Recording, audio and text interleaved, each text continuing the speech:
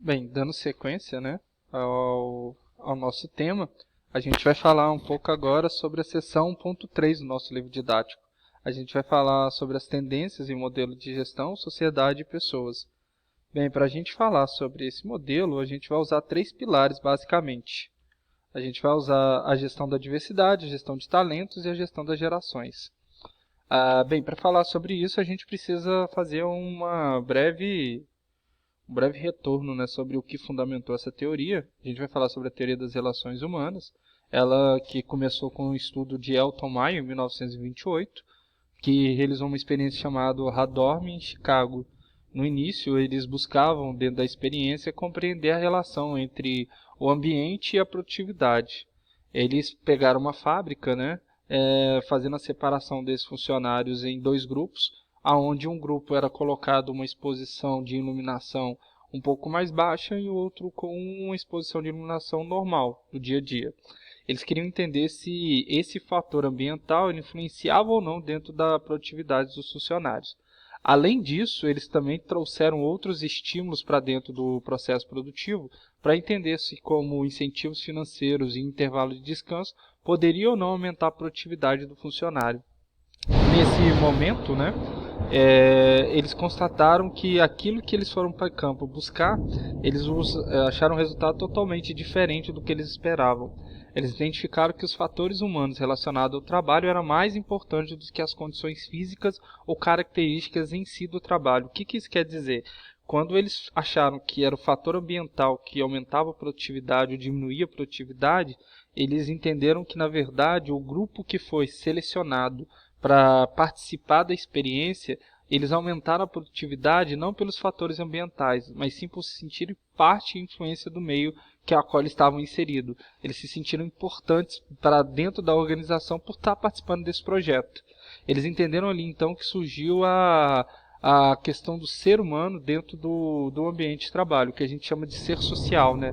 Dentro das teorias das relações humanas, a gente sai daquela visão mecanicista, né? Da teoria da administração científica e da teoria clássica da administração, vê um homem como máquina, um mero executor, e passa a entender que ele tem sentimento e ele quer sim fazer parte do processo como um todo.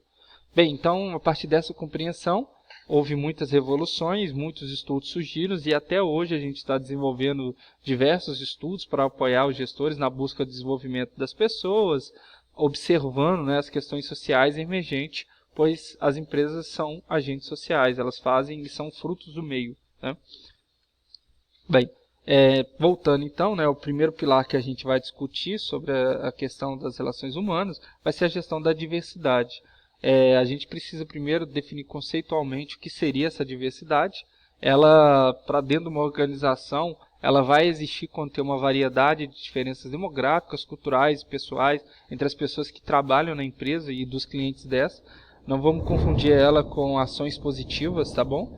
Que são obrigatórias, são com obrigatoriedade por leis. Essa gestão da diversidade é quando, por livre vontade e livre escolha, a empresa decide contratar pessoas são de regiões demográficas diferentes, culturas diferentes, para que haja uma interação. Tá? A diversidade ela pode ter dois níveis aí, tá? Ela pode ser superficial, fazendo a diferenciação por idade, sexo, raça, etnicidade e deficiência física, que são observáveis no primeiro impacto, no primeiro olhar, e mais profundas, que depende da convivência com as pessoas. Ela pode estar relacionada com as diferenças de personalidade, atitudes que são comunicadas por meio de comportamentos verbais e não verbais, percebidas somente quando há interação entre as pessoas.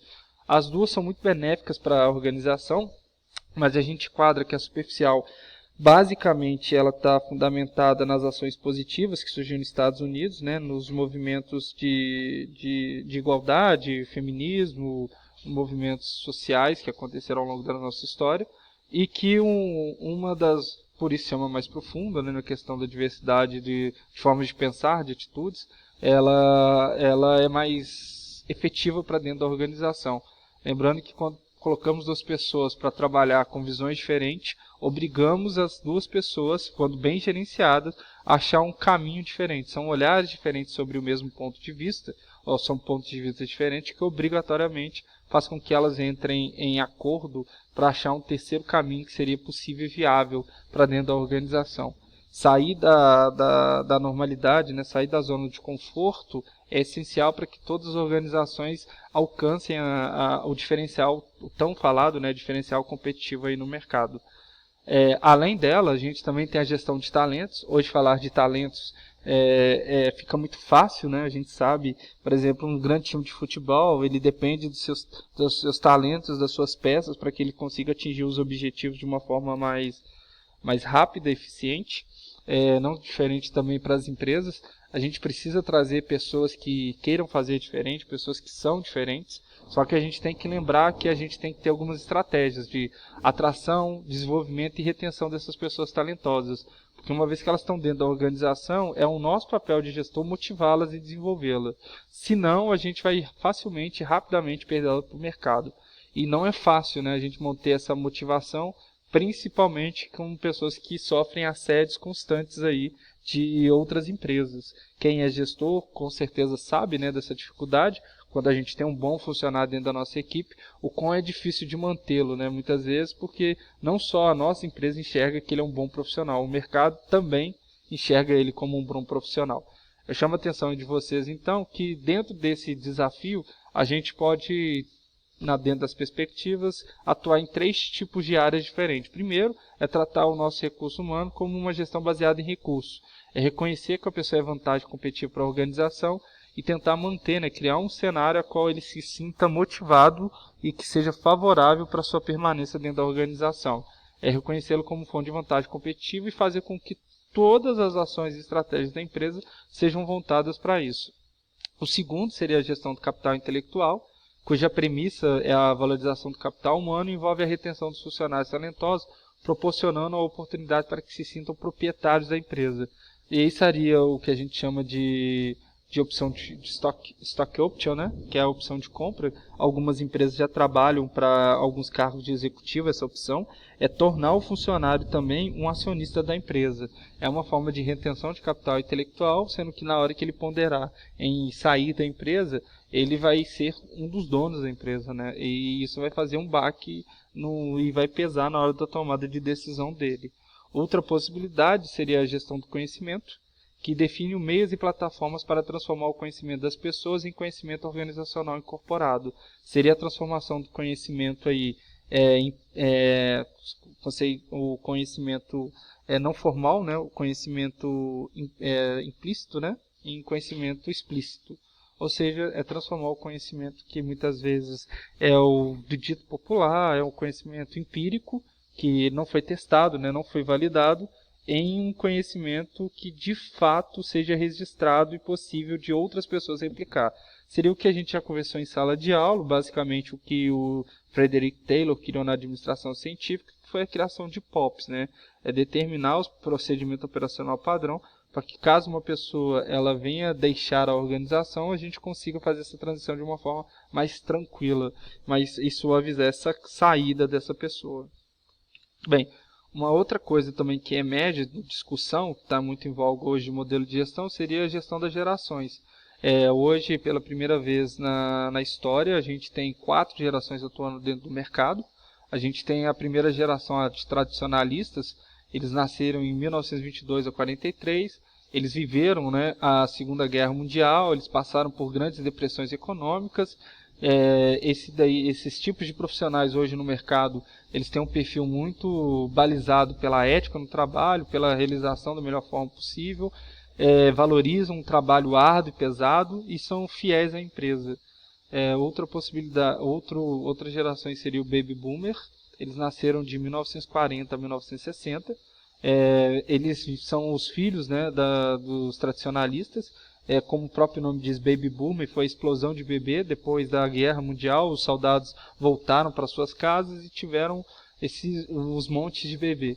Eles viram, né, a trajetória e a história dos seus pais, eles valorizam muito a qualidade de vida devido a tudo que seus pais devem ter passado para eles, né, da história que eles viveram. Eles têm como característico a não conformidade, eles não aceitam as coisas, eles não aceitam que não pode mudar, eles começaram nessa cultura de querer mudar, de querer transformar. Eles são muito balizados pela herança dos valores dos hippies, a Woodstock principalmente nesse período, né? De paz, amor, de trabalho que pode ser feito, mas lembrando da família. São resistência à guerra, principalmente do Vietnã, porque eles passaram por esse momento da guerra do Vietnã, e costumam buscar o reconhecimento e respeito no trabalho. Agora a geração X, né, a geração transformadora aí da nossa época, de fato, é a geração que trouxe a tecnologia com mais força para dentro do mercado de trabalho. Ela fez com que alguns paradigmas sociais importantes foram quebrados. Por exemplo, a questão da quantidade de filhos, né, a gente mudou o modelo da família, reduzimos e muito, né, a questão de quantidade de filhos aí por casal. Além disso, eles passaram por um momento de escassez profissional da geração dos pais deles, eles entenderam que a questão do conhecimento eles valorizam muito. Eles também têm uma relação totalmente diferente com o trabalho que as outras gerações têm. Focam em equilíbrio da vida profissional com a vida pessoal, prezam a flexibilidade e a lealdade às relações humanas, não à empresa. Eles prezam muito a questão do ser humano dentro da organização. E temos agora a geração do milênio, que é a geração da vez, né? Eles são nascidos a partir do ano de 1980, também no início do século XXI, mais conhecida formalmente como geração Y. Ela foi a primeira geração que realmente nasceu já com a tecnologia. O principal dispositivo de referência que a gente tem é o próprio celular. Esse pessoal já nasceu com o telefone, né? Eles normalmente acreditam que o local de trabalho é para ganhar dinheiro, expressar socialmente, valorizando a consciência global e a realização de metas. Pensando nisso tudo, turma, qual é o apanhado geral que a gente toma? Na hora da gente tomar decisões, a gente tem que buscar sempre o modelo mais racional, mais efetivo, para que quando for sofrer algum tipo de impacto dentro da organização, isso seja minimizado, né? Para que isso dentro da nossa equipe não seja sentido. E temos que agir como sempre agentes de transformações, agente de mudança dentro da nossa organização. A gente tem que respeitar a diversidade, a gente tem que incentivar essa diversidade dentro das nossas empresas, entender que isso é benéfico, porque permite termos pontos de vista diferentes sobre o mesmo problema. Isso sempre é sadio, né? Para se chegar na melhor conclusão. A gente tem que entender que a gente precisa de pessoas talentosas. Nunca se esqueçam que uma pessoa talentosa, ela faz com que a equipe consiga desenvolver melhor, ela se torna também uma referência, ela se torna uma pessoa que é respeitada e que também é seguida. E além disso, a gente também tem que entender o perfil de cada geração que está hoje atuando no mercado, para a gente ser mais eficiente na hora de definir qual é a função ou qual é o serviço que ela vai ocupar dentro da nossa equipe. Ou até mesmo para a gente reconhecer as pessoas que trabalham com a gente ou as pessoas que são nossos chefes. Espero que vocês tenham gostado. Aguardo vocês aí na nossa aula presencial. Um abraço, tchau.